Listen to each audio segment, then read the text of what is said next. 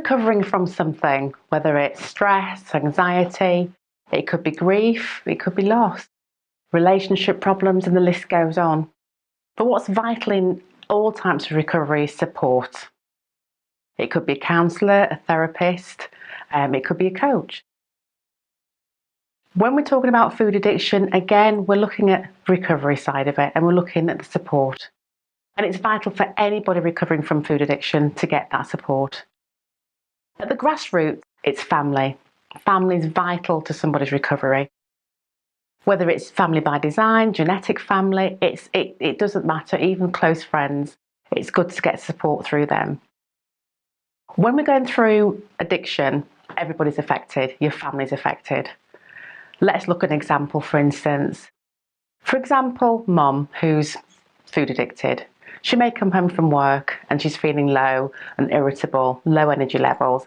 She hasn't had her trigger food and she's feeling pretty raw. She may snap at the child. There's mood swings, there's irritability. And as a result, that child doesn't know what's happening, but they think it's them that's at fault and may just retreat.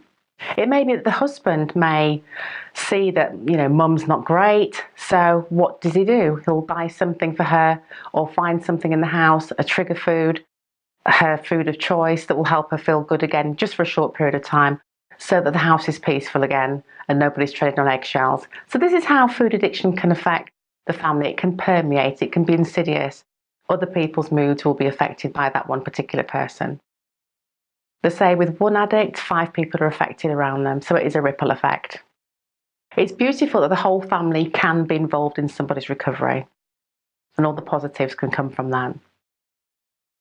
As the addict heals, the family heals, so it's good that they really do interact. So how can a family member help that person who's suffering, that person who wants to get well? Number 1, educate yourself around the condition.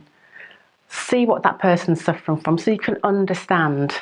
It's not about willpower. It's not about feeling weak. Once you educate yourself around that, you start to understand what's going on in that person. Get involved. Get involved and be supportive. One of the ways you can get involved is by creating a safe home.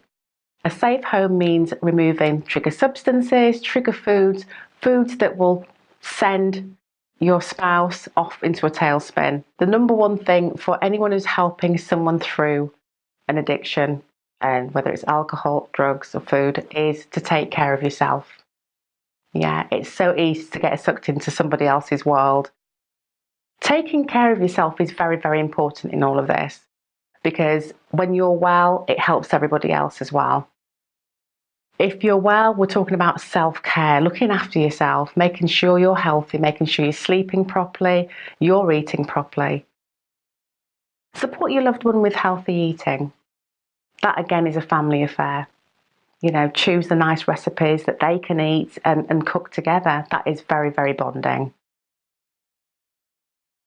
If your spouse is going to, or your loved one's going to support groups for this, there could be 12-step programs, recovery programs, then support them in that. You may feel that time away from the family is a negative thing, is detrimental, but in fact, in the long term, it will be beneficial, because as your loved one gets well, the whole family gets well. And that quality time, even though they're going to meetings, the quality time that you have will be priceless. There's all sorts of ways you can help, but just remember, the food addict that you love, food is a drug.